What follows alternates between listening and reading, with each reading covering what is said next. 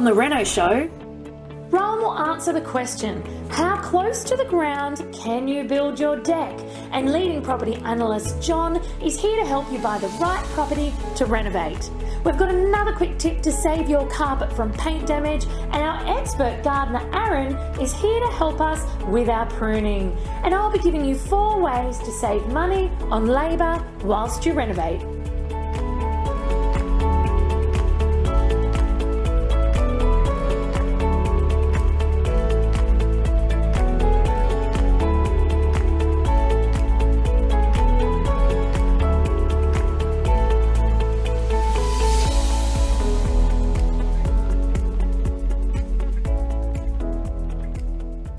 Outdoor spaces, Rowan, are just as important to renovate as our indoor spaces, right?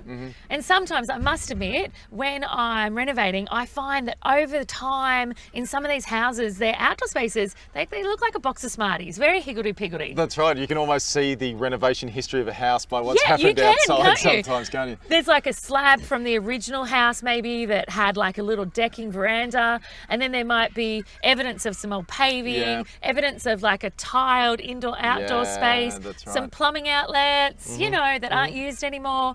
And to try and tie that all together, it's really tough. Or to try and break it up, like dumping concrete in the appropriate space, it can really cost some money if you don't have a recycle place near you. Really labour intensive to break it up too. So. Yeah, bags not. Yeah. You can do that. No, thanks. I get a machine in for that stuff. And so one of the ways that I find so amazing to be able to provide some continuity and some streamline and some visual piece to that space is often to go over the top of it all. Yep.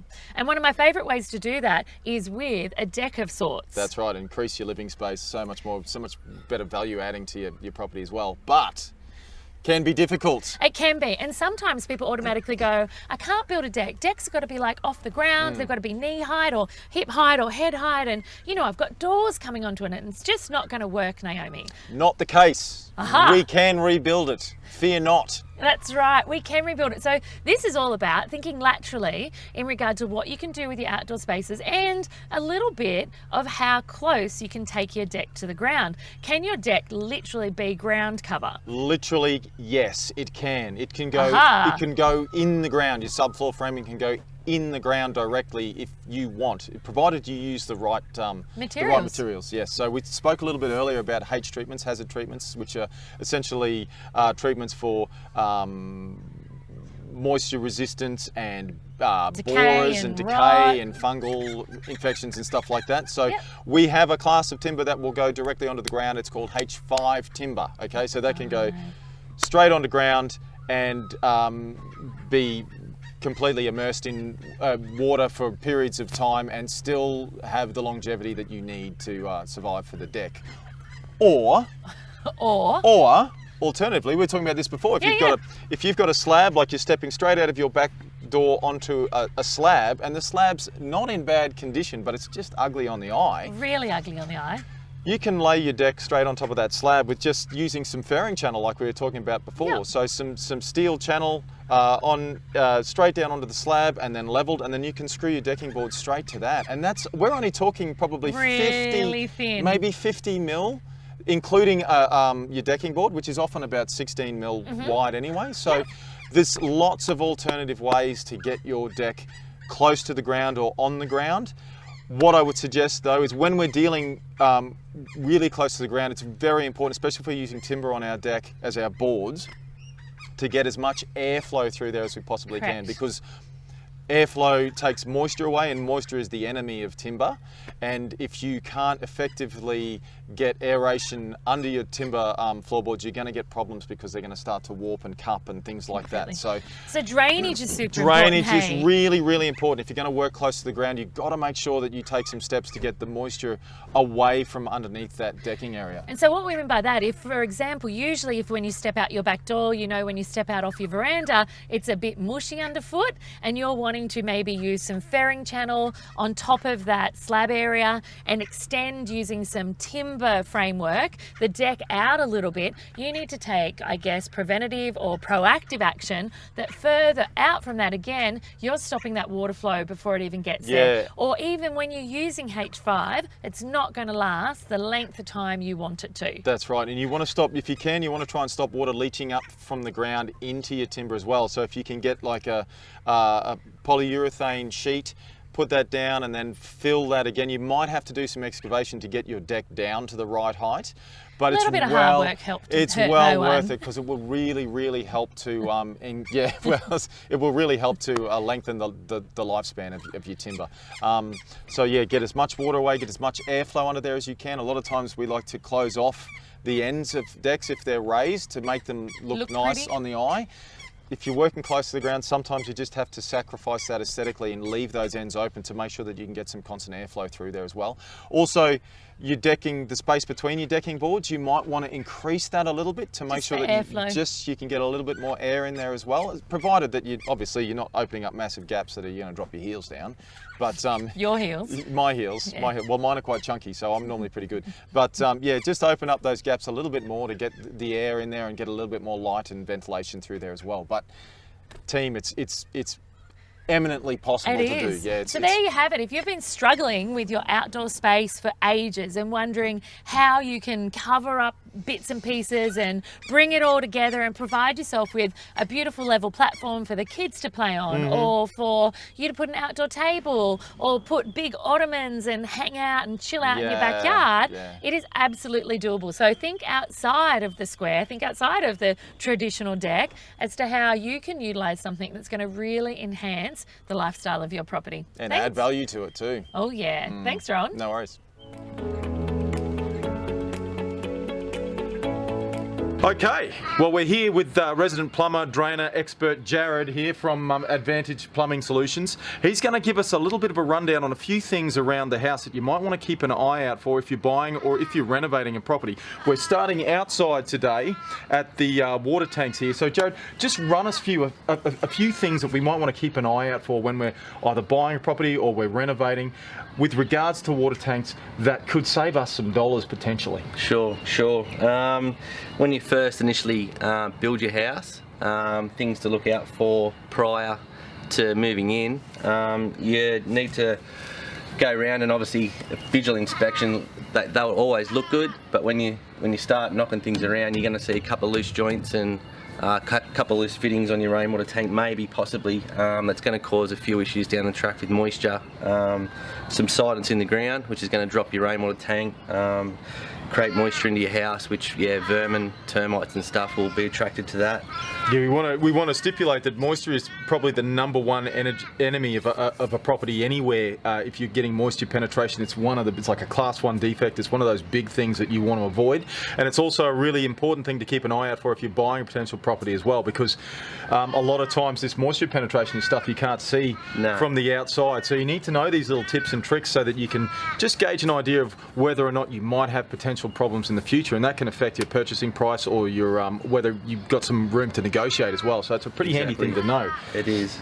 So what else would we be looking for around water tanks, Jared, that might help us out? When your water tank is in use over time, there's a fair bit of sediment and stuff that will be in the bottom of the tank eventually over time with the dust and stuff that settles on your roof. So when the water comes in to your house, it's got to go through a filter, a sediment filter. So it's always good to clean that filter out so you don't get the sediment coming into your household grey water pipes, like your toilet, washing machine, garden taps. And it's a really easy filter to change on the outside of your house where it will be very visual.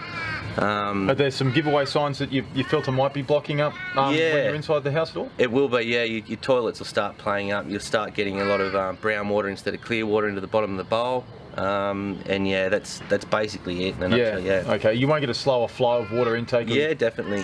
Slower flow, discoloured water, And yeah, just your visual signs, you can tend to pick it up, but it's a really easy thing to avoid and fix. So. And we'd be checking the filters from the charge points as well, coming into the tank as well, wouldn't we, to make sure we've got nothing clogging up in there, that they're all solid, they haven't opened over time and corroded, so we're getting some like solid leaf matter and stuff like that in there. Yeah, there should be always some trash racks on the top of your tank. Always just, usually they blow out and wash out, but yeah, it's always good to stick your hand up and clean them out. But the main thing, that leaf matter will usually always sit on the top if it does get in, but it's the problem is the sediment in the bottom of the tank that gets caught in our mechanical stuff on the outside wall, like your rain bank. So a lot of dirt and dust landing on your roof that you're not really aware of because you're hardly ever up there. So that stuff's all washing off with the rain. So really important point. Thanks for that, Joe. Appreciate that. This is a quick run through of how to clean the sediment filter on your rainwater tank. Initially, you need to isolate the pump so the water doesn't come through when you release the pressure. Turn the mains water off, and initially you'll get a spurt of water which is charged in the system. So you bleed the water out through there, a little bit of water will come out, and then the main cartridge will be in here. And this one's fairly clean, but just comes out. You can just rub it with your fingers, sort of it'll come back to its natural state. And it's a universal filter that you can buy anywhere in case it's clogged up or damaged. It's a really easy thing to do to maintain your pipe work inside. So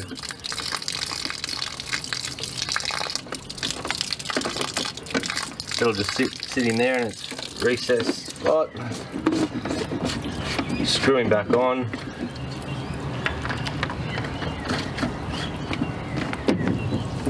Just make sure your unions are tight, and then just commission the system again. So you always put your water back on before you switch the power back on. Alright, this is a couple of ways how to determine if your pipe work's in order or sealed in a way. You come around and give the pipe works a bit of a rattle. As you can see, it's definitely not sealed. A perfect example of the rest of the pipe work not being sealed is, you've got movement everywhere. Alright, so it's funny because the rest of it's been glued up. You can see in there, a bit of blue glue, yep. And the rest of it hasn't been, so I'm going to glue this up now. I'm going to fix it on the spot. So what's that you got there, Jared? It's just a bit of clear PVC cement, and for a simple fix for a rainwater system, just reline the inside of the fitting with a bit of clear glue.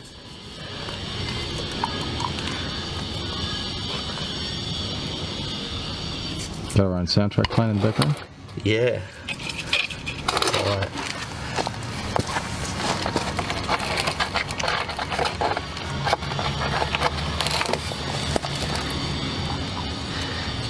Always put plenty on.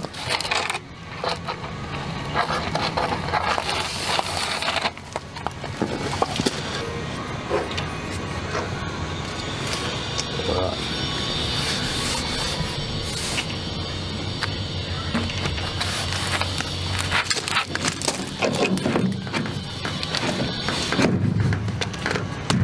That's it. Alright, this is another example of the subsidence and making sure you've got a good structure underneath your rainwater tank before you install one. As you can see, everything's dropped. Although the stormwater system has dropped, pulled the pipes down, but the tank has stayed the same, which this is usually caused by leaky pipes and just a lot of moisture underneath the ground, and everything settles over time and drags everything down with it. But it's perfectly okay. It's just a sign that that's happened underneath the ground.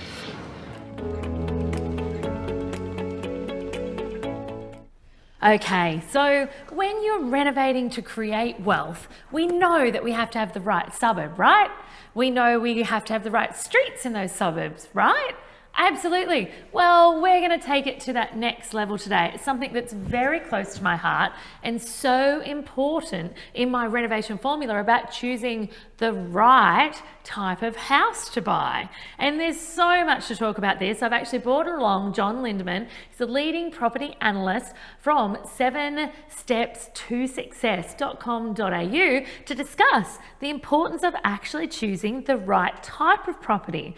And it's absolutely essential, isn't it, John? You can have the best suburb, you can have the best street choice, so you've got the right suburb, you've got the right street, and then you choose the wrong house in that street. Do you often see renovators getting into that situation? I do, Naomi, and it's quite often it's the case where people have bought one of the most expensive houses in the street, and then they find that when they renovate, they haven't actually added any value at all. They've tapped themselves out to start with, haven't they? Yeah. Absolutely. So I know for me, there's quite a lot of detailed factors that I look at when I'm trying to work out what the right house is. You know, it's about the right audience, what the demand and supply is. Like, that's fundamental 101 of property and real estate is supply and demand. And this is exactly the same sorts of situation. Do you find that?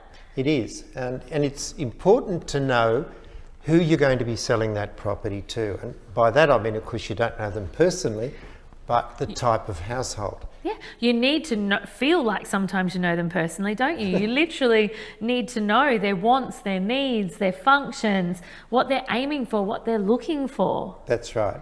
So what we do is we look at different buyers in terms of the types of households they might be. For example, you might find that in the area you're renovating, that there's a lot of first home buyers. It's a fairly cheap neighbourhood, and first home buyers are moving into the area. So you renovate a property, a house, to suit first home buyers. That means, you know, large yards, easily accessible, and areas that are safe for children, so it's got a fence around it. The house itself is safe and suitable for young children, which of course Naomi tells you a lot more about. But let's say you're renovating in an area where a lot of older people are moving in. It's a different kettle of fish. Entirely different, because here you're renovating to people who are more concerned about low maintenance and easy access. So you'd never buy easy mobility. Exactly. You wouldn't buy a 3-storey house on the side of a hill. So what you buy is on a level block of land that's a single-storey house, easy to get around in. Then of course there's security, because older people, retirees and so on will be moving in and out quite a bit. They'll be travelling around, and so you need to make sure the house is easy to secure, as well as being low maintenance and easy access as well. Absolutely. And I think the most important thing here is the level of detail and research that goes in when you're truly wanting to squeeze all the profits you can out of a renovation project doesn't just stop at the suburb. And there are circumstances, John, that I find, and I know you'll agree, where there are multiple target markets for a house. One specific property. So there are times when, for example, you'll need to mould and melt together the needs of maybe a first home buyer or a young family and a downsizer. And when there are multiple target markets looking to buy one property, you would be absolutely crazy to decide to discount one of those target markets. Instead, you need to think outside the box, right? That's right. And work out how you can produce a property to meet both of those target markets. Happy hunting, guys.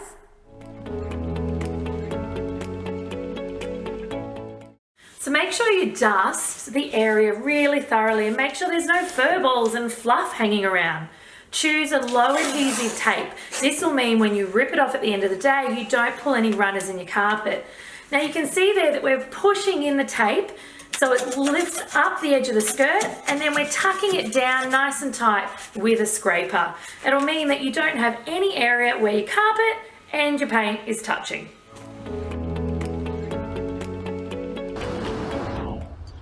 You know, I visit a lot of houses, Aaron, as would you with Green Envy, right? I do. And you would see all sorts of hedges as well. Formals, rambling, organics. Yep.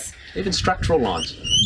Structural planting lines. Nice. Okay. But one of the biggest questions I get asked, and I'm sure you get asked it too, how and when do I hedge my hedge? How and when do I prune it? And how do I know how far to prune it back? Yep. So can you help me out here? Like, an obvious one here is I don't want to lose my flowers, right? Of course. And so with something like this, it's a gorgeous gardenia, and I do love it. It's beautiful in its position. How and what should I do to hedge this well? Okay, Naomi, we're looking at an informal style hedge with a gardenia. Yeah. So if we try and get too structural with the gardenia, We're never going to get a square box there, are we? No, because we're going to lose all our flower, and that's the appeal of it. You know, Yeah, look if absolutely. we look here, we've got windows here where the perfume's going to go through inside. Absolutely. You lose the flower, you've lost all the benefit of the gardenia. So really all we're trying to do here is once we finish flowering, we can give it a bit of a tip back.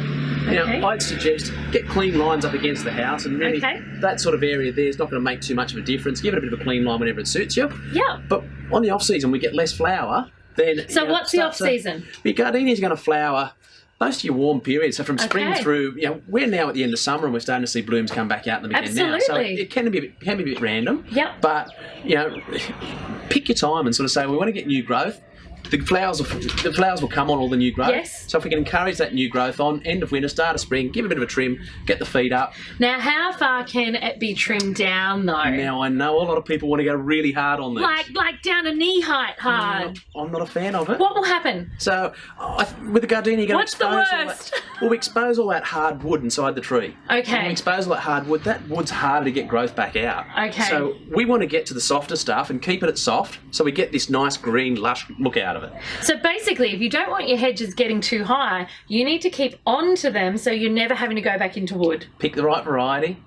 Keep the trimming happening regularly. Do you mean start how you intend to finish? Spot on. It's that old one. You got it. And on the way through, obviously, if we've got a bigger variety, we're trying to keep it small, trim it more regularly. Keep it down low. So, all right. So the hints with these ones then are obviously don't trim when you flower unless you want to get rid of the flowers. Spot on. Crazy, because they're Crazy. a You beautiful got it. scent. Yep. And unless you want to risk ending up woody and not getting great new growth, always trim above where it's woody. Spot on. And do it regularly.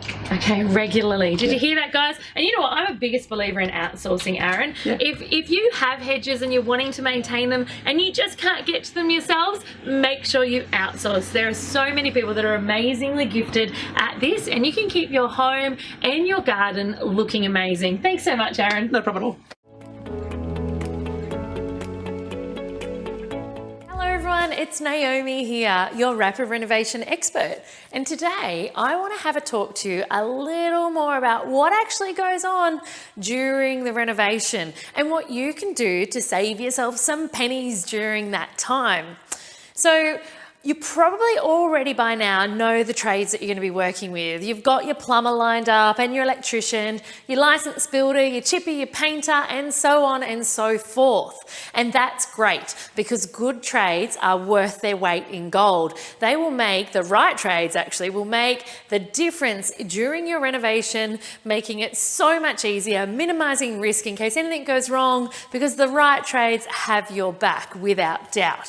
So you've already got fixed price quotes maybe on some parts of your renovation that you're working with, and then though other times you might find that you can't go with a fixed price quote. You may have a scope of work detailed for you instead. It's important when you're working out your budget that you have both fixed quotes on the larger jobs and also variable quotes on things that maybe you can't put an exact dollar figure on. For example, demolition or construction work to some degree. And so in some circumstances, for example, there might be a preparation of a quote based on a specific scope of work. Things like excavation or demolishing or clearing a site. And sometimes the scope or the quote you've been given falls a little short of what's actually required on the renovation project once it begins. And you know what? This type of stuff happens. It could be because there was more soil than they thought to get rid of out of that area, or they hit a rock shelf when they were trying to pop in a retaining wall, and hence it's actually going to cost more money than expected. So these sorts of things happen. Even when you have a very firm estimate, sometimes you do need to move and jiggle, which can mean that you do need to then try and make up your cash and decrease your budget somewhere else. So How do we do this? How do we stop our budgets and our costs spiraling out of control? And how do we stop, I guess, losing a hold of that end goal and end profit? And one way you can do this is to minimize the amount of time that you take up of your precious trades. So after all, time equals money, right? And for you and for your trades, time equals lots of money. To save your trades some time and in turn save you some hard-earned cash, here are 4 of my top tips that are going to come in really handy when you're on site. They'll allow you to, maybe look at it a little bit more differently. And remember that every little bit of work counts when you're renovating for wealth, right? So the first one is keep as much as you can on site. So I want you to picture this. Imagine your builder. He's coming back to site every day for maybe 3 weeks. Pulls up in his ute, he pulls out his tools and he lugs them all down to the site. Everything that is necessary for that day of work. The sawhorses, the benches, the drop saws, you name it. He packs it all away every day, which takes half an hour. And then the next morning, he brings it all out and sets it all up again. So I want you to imagine that every one of your trades may be doing a similar thing each and every day. So wouldn't it be easier just to have him leave his essential tools at the property? It would certainly save a lot of time in setting up and packing away each day. Even if those trades were on a fixed price contract, you're still saving them the effort of doing it. If there is the space on the property where a trade can leave their tools locked away for them only in a secure way, this could make the world of difference. Not only with you saving money, but you'll end up with a happier trade who doesn't want a happier trade working on their renovation project. So the second thing you can do is keep it neat and tidy.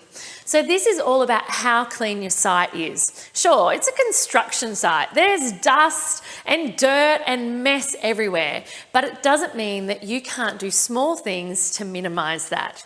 So just because it's a construction site, it doesn't mean that your trades need to work in an area that's overly dirty or has a lot of building waste. So absolutely, your carpenter probably left a pile of his offcuts on the floor. The tiler maybe left all his spaces lying around or trudged in muddy boots. But remember, the reason that you have them there in the first place is to do what they're skilled at.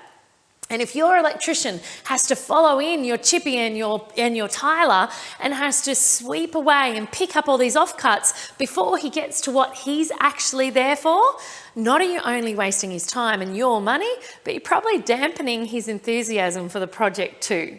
So let your trades stick to what they're good at. A plumber should remain plumbing, a carpenter should remain doing the carpentry.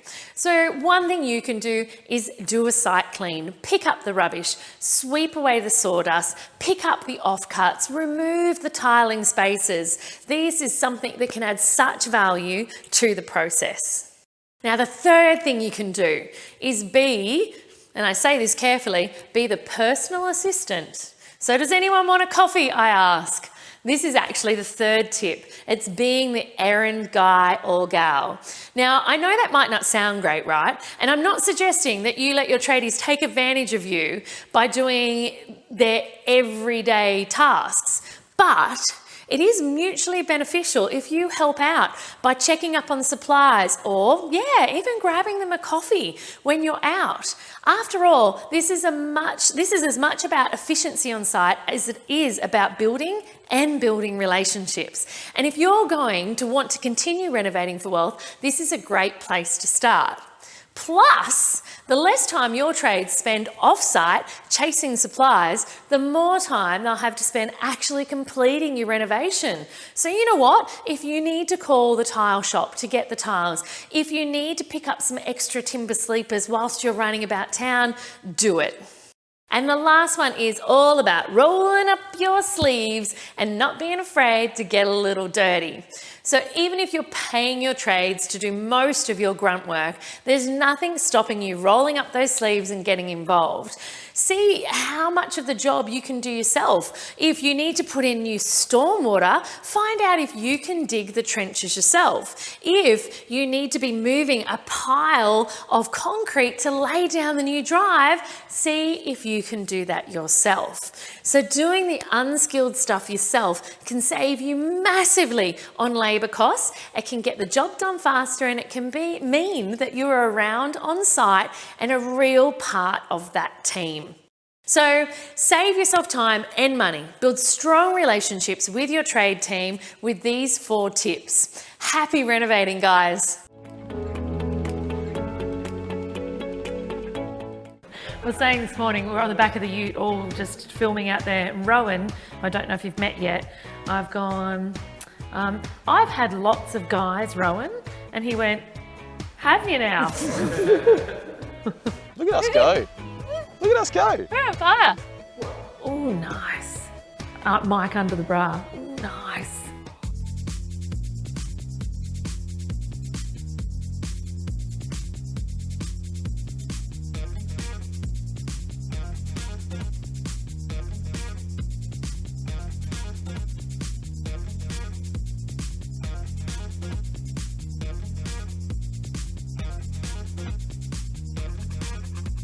Remember to like and subscribe to our channel to receive weekly renovation and lifestyle inspiration.